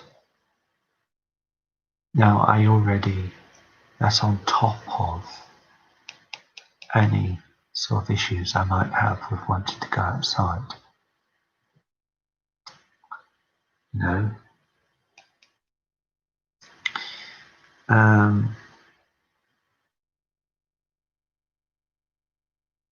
I know of one sad case of somebody who was declared by them to be okay and that they were getting their life back on track.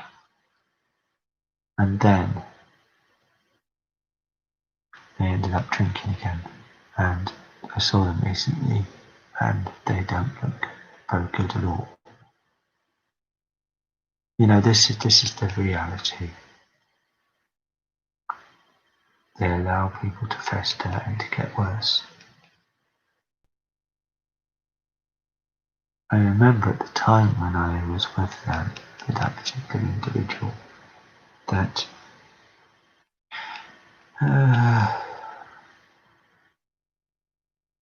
they were getting pills shoved at them, but they weren't getting any real help.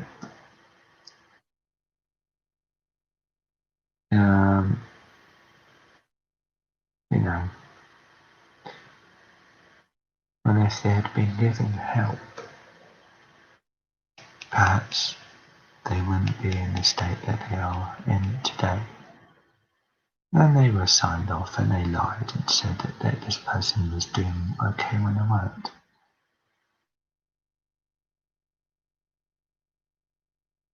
And I know of too many people who have gone through the same sort of experience.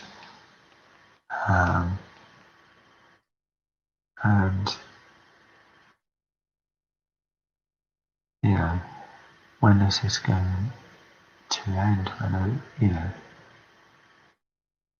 personally I think they need to be made accountable for what they've done to people, how they've let people down, how they've used their words to cut, to get people off the books, people who cannot fight back, people who find it hard to fight back against the system.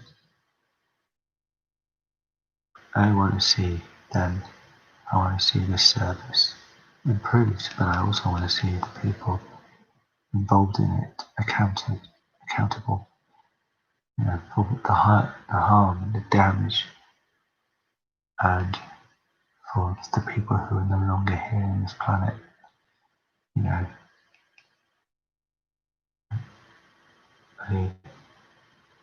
That's all I want to say.